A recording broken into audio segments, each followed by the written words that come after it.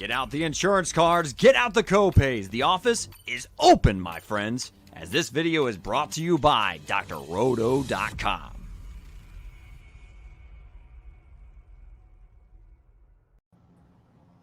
Good evening, my friends. It is time for DFS First Sip by drroto.com, your daily prescription for fantasy sports. I am Johnny Danger. With me, of course, Mr. Chris Emmerich, the League of Legends legend. Did pretty well at Worlds this week, my man. Yeah. I was feeling pretty down after what was it, like day one? I'd had just nothing but losing slates. Lost 2 of my 3 King of the Rift entries that day. Managed to sneak one through, and was overall not feeling wonderful about it. That's why I haven't seen any content. Haven't felt up to it. I had to correct the ship, and boy, did I ever. Heck yeah. Tied for first in the 555 Dragon. That was nice, 30-some takedown. And then that last spot for King of the Rift ended up getting into the finals and taking third today for 15 grand. So 0.14 points away from 25 and like 5 or 6 away from 50. But hey, you can't win 2 days in a row. I don't think you're allowed to do that. Yeah, I think they stack it up against you, right? Yeah, I don't know. Well, man, we had an interesting week in football last week. I don't know. My season-long leagues went really well. My DFS leagues did the same, win 60% of my buy-ins back. That's about it. I feel like we keep getting a lot of really great plays. Just got to get them all in the same lineup. Are we going to fix that this week? That's the question. Yeah, I don't think it was so much that. For me, it was just being able to leverage any of those low-owned kind of sleeper plays that people weren't on. They didn't hit the same way even when they smashed, just because there was so much chalk that smashed. And the Alexander Madison last minute starting over Dalvin Cook, who was ruled inactive, and then you had him smash. You had Derrick Henry smash with 3 touchdowns. Devontae Adams, 20+ ownership, just absolutely smash, get all of the targets for Green Bay. And you just had a chalk fest. So, you definitely still needed things like, Tom Brady with Antonio Brown and Mike Evans. You still needed things like the pivot from Keenan Allen over to Mike Williams. But, that 3% Nick Chubb at 6,500 just it didn't move the needle the same way. Yeah, man, Chubb. We were rooting hard for him, weren't we? We really were. Yeah, I think almost everything. The only play that I really kind of targeted, whether it be in my articles or on any of the content that was created, was really the tight ends. And I said it very early in the week that I thought it was just a terrible week for tight ends, and it proved to be true. But Zach Ertz was especially terrible. So it was what it was. But on to week 6, we're on to Cincinnati. Yeah, right. Everyone against the Lions. Is that the new game? I guess not new game, right? Same old game. Yeah, not so much. I just, on to Cincinnati is a common tagline. It's one of the first games. It's a 1:00 game. So I guess that's kind of where we can start, All right, well, let's look over there, shall we? You know me. I'll play against the Lions any day, any week. It's always my favorite thing. I don't know how I really feel about stacking this game. Obviously, if you look through the running backs here, you can see Joe Mixon still banged up. You got P. Ryan with a positive COVID-19 test. Since he was actually positive, he probably won't make it. Makes Chris Evans an interesting play, maybe, but Mixon played almost 30% of snaps last week. I expect him to play a little more.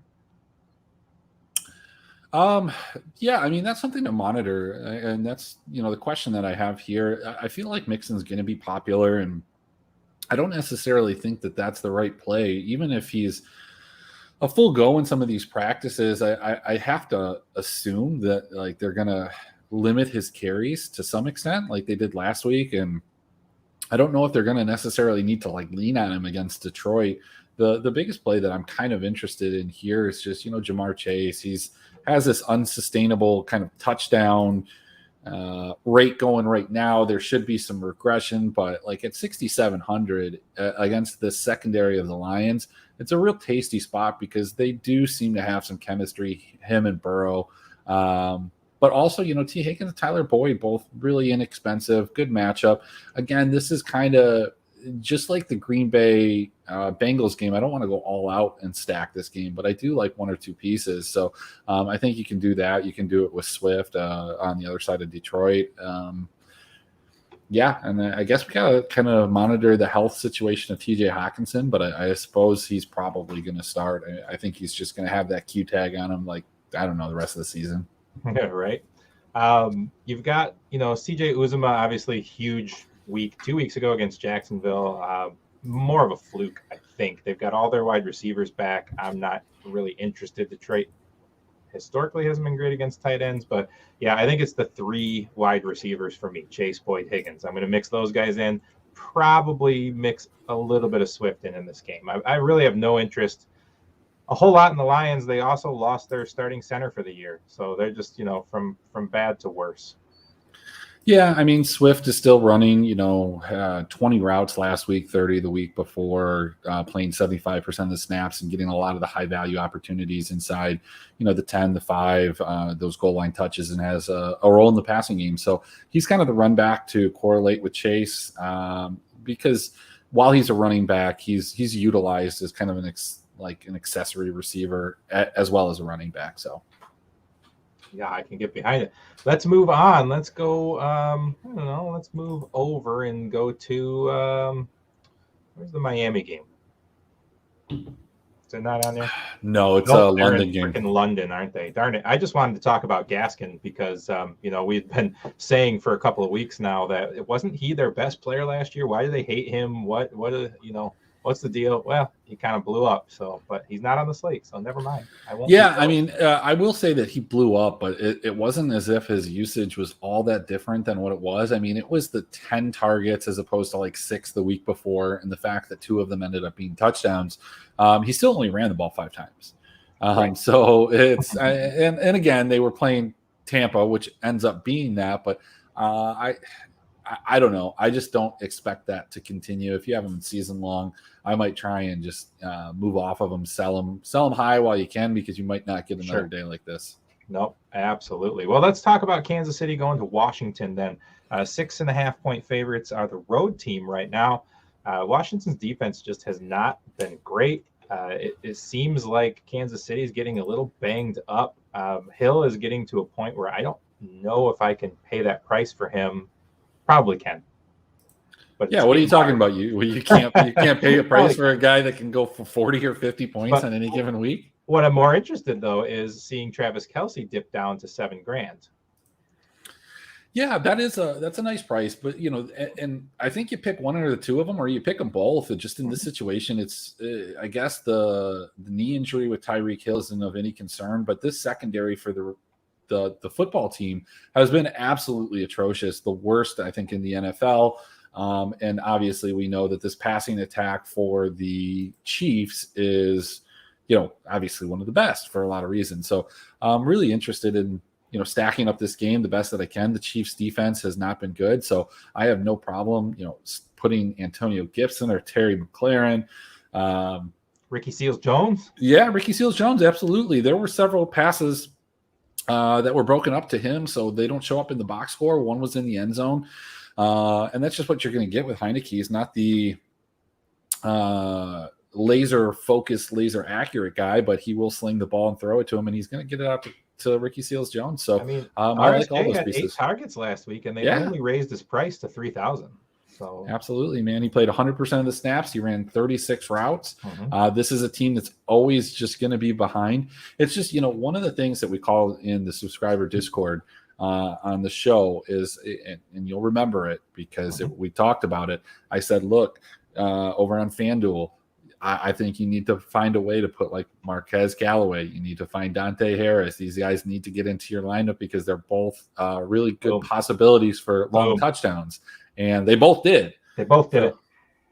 So, I think you play all the guys here. So is this I kind of like starting with Heineke. 5,800. It's kind of a no-brainer almost. Yeah, I mean, absolutely. Quarterback fantasy points allowed. Kansas City is number one. I mean, they have played like Josh Allen and Lamar Jackson and a couple other people that really do skew that. And it's something that I preach. So I'm not going to fall into this, as we need context behind those numbers. But Heineke has produced every single week. Sure, but can you get 24, 25 points out of him for 5,800? That's great.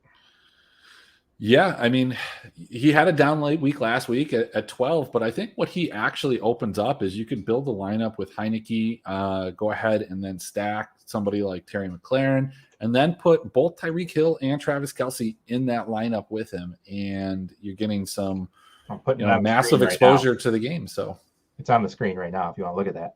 Leaves you only 4,300 for the rest of your lineup on average. So you're going to have to kind of get into some bargain running backs probably at that point. Yeah, I mean, your defense is going to bump that up. You get a cheap flex, cheap wide receiver. Yeah, I mean, there is some value today for the tight end or for the running back position. So, well, we'll talk about it when we get to a few of those. But yeah, I don't know. I'm going to play my one main lineup in our weekly competition. I don't know if this is a build I'll go with, but I definitely will have pieces from this game. Definitely. Absolutely. It's hard not to. Yeah, definitely. So where do we want to go next? Let's go over to Minnesota, heading to the Carolina Panthers, 46 points. The Vikings just a slim 1-point favorite as the away team. I'll slide over one. Boom. There we go. So these were two teams that we looked at earlier in the season as, kind of just shootout spots. I mean, the Vikings just seemingly week after week were involved in them. Carolina looked fantastic. Sam Darnold to DJ Moore was just outstanding. And then the last 2 weeks happened. Not so much for the Panthers. It was just last week. But the Vikings have been involved in two low-scoring games, one against Detroit or relatively low-scoring. Now we come here, 45 total. I like this as a possible game stack. I think we can go back to it. We've seen both of these teams be in these shootouts, and they just haven't. And this is kind of that, buy low type of mentality that we're trying to take every single week and exploiting recency bias and leverage and ownership. And I think guys like Justin Jefferson have shown that even in these low scoring affairs that he can be somebody that puts up a lot of points, even in tough matchups. And I expect a bounce back week from DJ Moore. And at some point, I think, Robbie Anderson probably has to have some type of week at some point. This is vintage Robbie Anderson, though. Like, people forget that this is just what he does. He disappears for weeks on end, and he's going to have an explosion for 2 or 3 weeks. And well, they're begging us, they're daring us to play him at 4,800. Yeah, I mean, look, he's gonna explode. Is it this week? I don't know. It could be. It might be, but he is going to explode for 25 to 30 fantasy points. It's gonna happen, and it might even happen 2 to 3 weeks in a row, and then he's just gonna disappear for the rest of the year. So I like this spot as good as any. This is definitely a game I have circled to look into a little bit deeper. Any sense at all early on Dalvin Cook? He seemed like he was kind of trending positive last week, and then they just pulled him. I mean, again, it's something we circle and we come back to. It's the same thing with McCaffrey. Like, we don't need to make those decisions right now. No, definitely not. But obviously, Madison has proven he's just fine if it's his backfield. Yeah. So we'll circle back to that. Conklin, any interest in Conklin this week? They've got him back down to the low 3,000s. He has been kind of unproductive. I have no idea, Danger. It's just really going to depend on what the leverage in different places come from. So that's what we do Wednesdays. I don't tell you if I have interest. I said we'll circle the game, come back to it. We'll talk about it. We'll look in deeper. We don't need to go over every single player. All right. So Indianapolis is going to host the Texans. The Colts are 9.5-point favorites, but only a 43 game total. Are the Colts more like they were last week, or are they more like the 0-4 team they started like? Well, we got a free square. T.Y. Hilton against the Texans is just something that you do, and T.Y. Hilton will be back. It's 4,100. I I think that like kind of, I don't think we need to overreact to it, but I do have concerns about Michael Pittman, whose price has raised at 5,500. I don't know. I don't know coming off of that big Monday night game where he scored 21 fantasy points. If that's going to affect his target share. But yeah, I mean, I guess the most interesting thing is just on the basis of the fact that you're almost a 10-point favorite here for Indianapolis is probably Jonathan Taylor. I mean, you just play Jonathan Taylor and kind of go with it, right? Maybe the Colts defense. What's the Colts defense cost? Yeah, it makes a lot of sense. 3,500 is not expensive for a team that gets sacks, forces turnovers. I think they've created a fumble in every single game so far this year. Yeah, I mean, that's probably where I would expect to land. Cooks has completely disappeared for the last 2 weeks. Maybe a bounce back for him.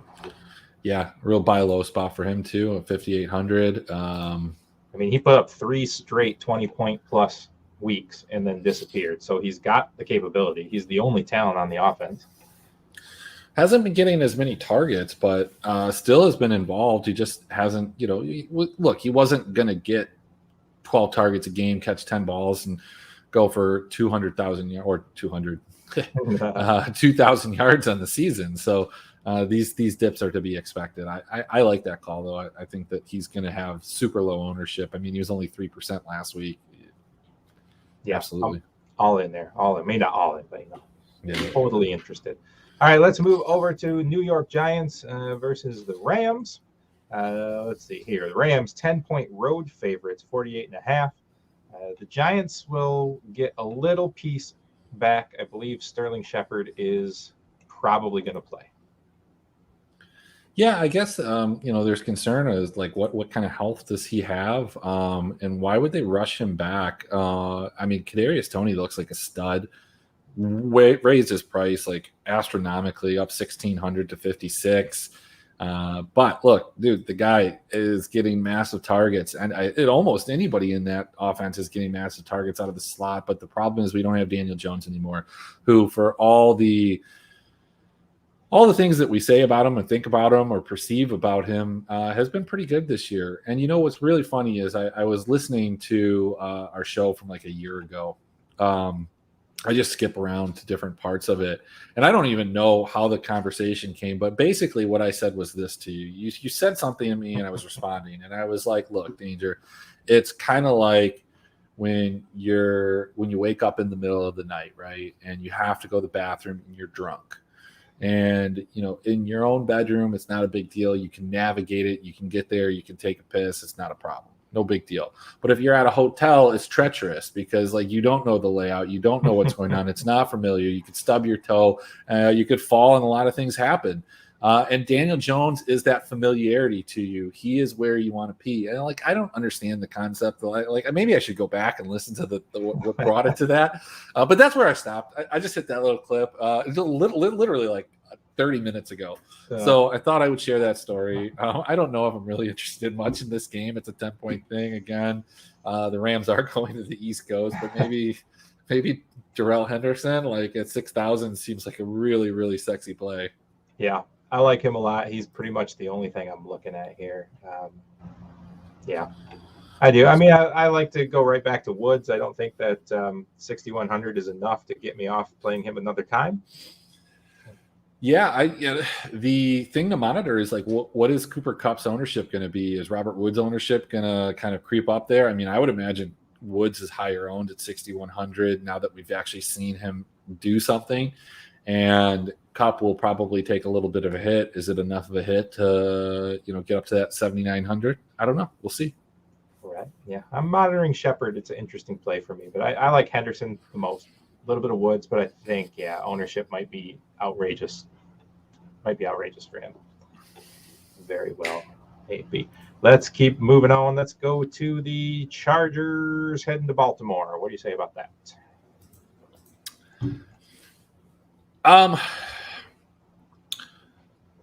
I think you can always play the Chargers. What they've proven in these difficult matchups. I mean, look, the Browns have been a pretty good defense for the most part, and the Chargers lit them up. I mean, the Chargers got lit up too, but Mike Williams is a premier wide receiver. If he can stay healthy, like, can you imagine, like, if he stays healthy, there's a very real possibility Mike Williams is not only a wide receiver one, but the wide receiver one.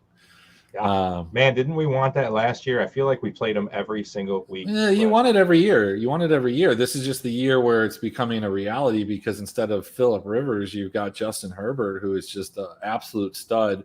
I don't know. They've raised his price, and I don't know where that ownership's going to lie in this. This is another one that I can't wait to kind of button down and figure out because you've got Mike Williams, you've got Keenan Allen. They lowered his price, but 64. Yeah. He's just, they're begging you to play him too. Like, you could play a little Robbie Anderson, you could play a little Keenan Allen, super cheap. And I mean, he's still got 9 targets, caught 6 of those balls for 75 yards. I've always said he doesn't have the same touchdown equity per se that like a Mike Williams does, especially with Mike Williams being Mike Williams. But the guy scores a ton of touchdowns. He just hasn't this year. He's got 1 touchdown against the Chiefs. So I think he's kind of due. And I just wonder how the public is going to react to 2 relatively down games where the opportunity was there. The other guy that I love, and I've been the biggest proponent when all the haters were telling you that you didn't want to do it. Look, it's Marquise Brown, man. The haters will try and tell you Marquise Brown, you don't play him, but you play him, man. You play him. You were a hater once. I was, and then he started catching the ball 3 weeks ago. No, I wasn't. That's not true. That's not true. I think I was the only guy in the Discord that was like, yeah, I mean, Marquise Brown for Allen Robinson, I think it's a pretty fair trade, to be honest with you. I might actually – I think the other guy probably – I think I'd rather take Marquise Brown, to be quite honest. It hurts my feelings, though, to look at this game log and just see how dominant the guy has been, and then the giant goose egg he laid in Detroit. It hurts me. It hurts me. I mean, that's the only reason he's still 5,900. He should be probably like 7,000. If he scored those 3 touchdowns against Detroit, he probably would have been, right? Yeah, he'd have an over 20 point an average week. I mean, it's whew. Absolutely. Ooh. I mean, he's at 21.9 now with that 8-point week. It's crazy. Yeah. So yeah, man. I mean, him at 59 and Keenan Allen at 64. That's a really interesting mini stack. And then I'm assuming that the pricing came out prior to that Monday night game. So you see Mark Andrews still at 5,200. I mean, he's going to be the chalk at tight end. Yeah. I mean, I don't necessarily think that that's the wrong thing. At 5,200, it's a great price. Yeah, he's not going to get 13 targets, but he might, I guess. I don't know. 5,200 is super attractive. This could be a very chalky game stack, but we'll have pieces. Yeah, absolutely. We'll have pieces. All right, last early game, we got the Packers heading to Chicago. Yeah, where's that? Here it is. Click, clack. What do you think here, man? I mean, Justin Fields, he's not good. I mean, he's looked a little bit better, but he's not good from a fantasy perspective. His price right now at 5,100. The problem for me is that he just doesn't run the ball. Like we've talked about this, but he just doesn't possess the rushing upside that people try and make him out to. And so until that time, that 5,100 price tag is still difficult for him to really achieve a massive ceiling.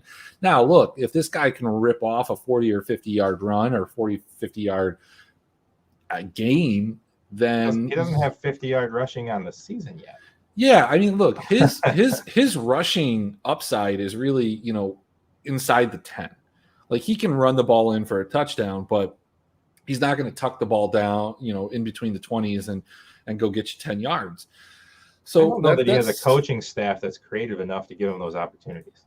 Well, you're not creating those. He's just not doing it even on broken plays. But I mean, this game is just, I don't know. You play Damian Williams. I guess you could take a stab at Khalil Herbert, Aaron Jones, Devontae Adams, and you play all those guys, and then at some point you do have to almost consider Allen Robinson is going to break out of this like 3 to 6 target funk. He's only 5,300, so there are some really inexpensive pieces that maybe you pluck out, because even in the most unproductive games, there's sometimes like fantasy assets within games like Darnell Mooney at 4,300, even the Detroit offense, which you said you want no part of. I mean, like somebody, they're going to get yards, right? Like maybe not this week, but I meant for a season long. They're going to get yards. There's going to be somebody there. They're going to score touchdowns. They're viable fantasy options. Maybe they're not better than what you have on your roster right now or what you can go get. But, you know, in this given week, you know, Allen Robinson or Darnell Mooney, they're going to have an explosion game probably once or twice this season. So, well, for what it's worth, I think this game's going to go under the 44. So, I don't know. Not a big fan of this game. Yeah, I mean, look, I don't know if Jair Alexander's not back. I mean, because he's on the IR, so he's going to be out, I don't know, for the season or for quite a few weeks. So the secondary from Green Bay got torched by Jamar Chase. Granted, I think Burrow is a much better quarterback, especially right now than Fields.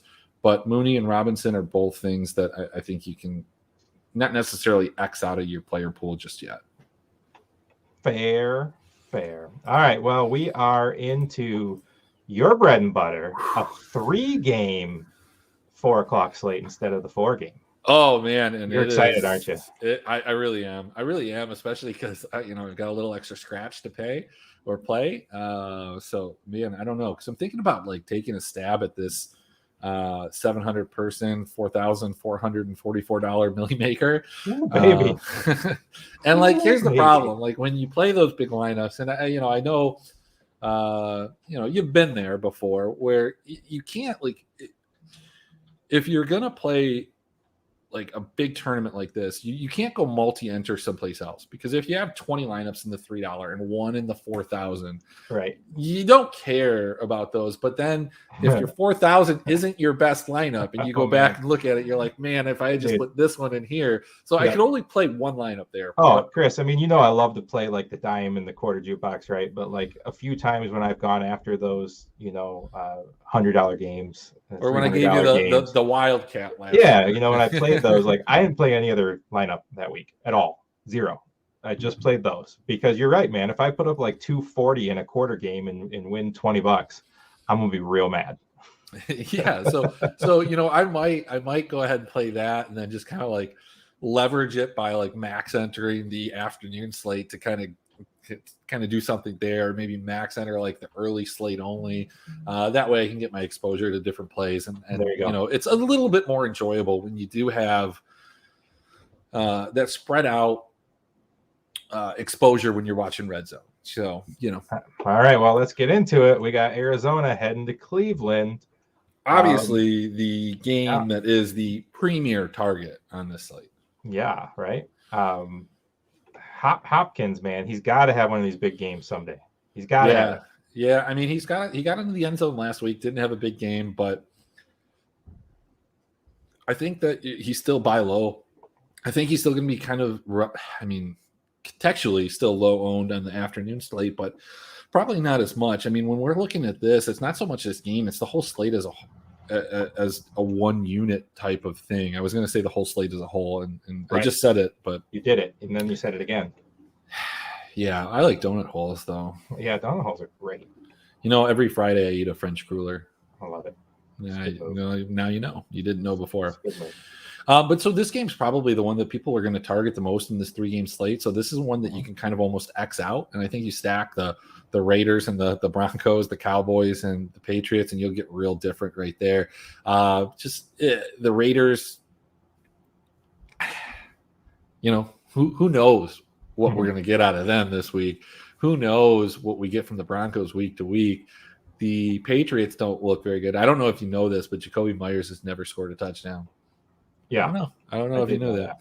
I did know that. And I had him in a lot of lineups, and let him just do a shovel pass, do something, get him in the end zone. Yeah, I really liked him last week. 5 targets, 50 yards, just kind of like meh.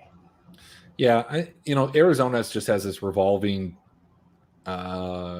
target share with AJ Green, with Christian Kirk, with Rondale Moore. Now we don't have to worry about Max Williams, but you just pick one or two of these guys, pair them with Kyler Murray, and you take it from there. And maybe that's what I do. Kyler was the guy that on my $200,000 lineup, he was the quarterback. He was the lowest owned player on that team. So I do have a couple jerseys that I need to buy and put up on the walls. The first one is a Kyler. The next one is Tom Brady, because he was the lowest owned guy in the 40,000 a couple weeks ago. And then I need a Mad Lions Aloya. There you go. So I like it. Yeah, when I'm looking at this, like, yeah, people are going to love the Arizona offense. People are going to love the Dallas offense. So if you're trying to get a little different here, you got to go elsewhere. Dallas is interesting, man. They scream to me a team that can compete for a Super Bowl. Just the way that they're handling things. I mean, they're actually properly rotating between two running backs. They're protecting their weaknesses. They're spreading the ball around. They're playing good defense, like not great defense, but enough defense where they're getting some turnovers. They're playing really good ball. And they just, we always thought coming in that they had this embarrassment of riches in terms of skill position players. You have Amari Cooper, you have CeeDee Lamb, you have Michael Gallup, but now with the emergence of Schultz and Jarwin, both as viable receiving options, being able to plug in Pollard to keep Zeke fresh, and Zeke still just absolutely crushing. Yeah, I mean, they're another team that's difficult to assess, but my assumption is that, they're going to be a running football team. They're going to be conservative. They're going to get ahead of teams, and they're going to protect that lead. This isn't going to be a situation where they're going to get into shootouts and that they're going to have problems where they're going to need to rely on those wide receivers the way that they did last year because that defense was bad. And this game's no different. So when it comes to that particular game, I still think it's a Zeke game. I think you could play Pollard on this late slate because that's one of the things that you can do to save and be a little bit different. And if he vultures a touchdown or two, completely possible, you're in a good spot. And the reality is that this New England defense has been decent, but they're beatable. And this Cowboys team has been extremely efficient in almost all facets of the game. How do you feel about Sutton? Just out of curiosity. I like Sutton a lot. I do. I think you can play him on any given week. He has that boom potential. He's never like a cash game play, especially when you have Drew Lock or Teddy Bridgewater. But on this late slate especially, but even on the main, I think you can play him. I mean, he's had 2 28-point games this year. So, always important to see that these guys can actually put it up. Well, and the thing is, you just never think about a guy like Slayton. You don't think about anybody in this offense particularly. So that's why you can go to him. He's kind of, to me, very similar to Michael Gallup. Yeah, there you go. So generational talent is what you're trying to say? No, just not quite as good. No, okay, gotcha. Yeah. Discount Michael Gallup. Discount, double check. We got Landry maybe coming back for Cleveland. Is that this week or next week? He's probably not back this week, is he? I'm not sure. He'll do running. He won't participate. No. All right. So looks like he will not come off the list yet. So never mind about that. Yeah, man. I think. I'm sadly I'm going to be in Disney, so I won't be playing this weekend outside of our one weekly game. I think the one spot, especially on that late slate, that I would attack is I'd play Javonte Williams quite a bit. Sure. Yeah, Gordon looks a little beat up, and I think he's going to fade out the rest of the year. I think he's going to just slowly kind of fade away. God, don't we hope so? Because we've just been saying it since week 1. So at some point, if we just keep saying it and it happens, we can just be like, man, we told you. Right. Even if it's like week 15, be like, oh, look, man, we've been telling you all season this is going to happen. I know it's of no consequence to you at this point, but we saw it. We saw it coming. I just like, you're seeing this Javonte. I mean, I've got it up on the screen now, 3 targets, 4 targets. He's basically catching everything that comes at him. He's getting, 50 yards rushing. He's getting, 20 yards receiving, 3 catches. He just push Gordon out of the way and let this guy ball. Yeah, he tends to get a little bit more work in the red zone and closer to the goal line. He just needs to cash in on a pair of those. Granted, that's where I do think Melvin Gordon still excels and has always excelled. For some reason, he's just a much, much, much better runner inside the 20, and it doesn't even make sense. Nah, yeah, we've talked about that more than once. More than once. All right, buddy, I got nothing left on this slate for me. Anything else you want to impart the wisdom for our fans? No, I mean, hey, look, we'll be in the Discord. You won't be. I Cool. will be. I'll be doing the Start Sit show in your absence with Doc. We're going to kind of mix it up a little bit, talk a little bit about DFS, and take it from there, man. I'm running a hot week this week, so hopefully I can continue that. Hopefully the NHL goes well for me today. Hopefully the Showdown does, and I've got $1 million by the time you're back in that chair in like a week or two. Well, if you got $1 million, I expect my agent fee. So it can be 3%. 3% is fine. It doesn't have to be the normal 10. I'll send you some emails. All right. Sounds good, man. All right. Well, I appreciate it, man. This has been First Sip on drroto.com. Make sure you check out everything they have to offer there. We've got the DFS tools. We've got the seasonal waiver wire stuff. We've got hockey kicking up with Kickman and Mark. They already have picked out some nice hot players for the first couple of days of NHL. So we got it all going on there. So make sure you get over there and, check it out. Definitely come join the Discord. We'd love to see you there. I'm Johnny Danger with Chris Emmerich. We'll catch you guys next week. Thanks for stopping by the office. Get your fantasy prescription by subscribing to the channel and checking out drroto.com. And until the next visit, be well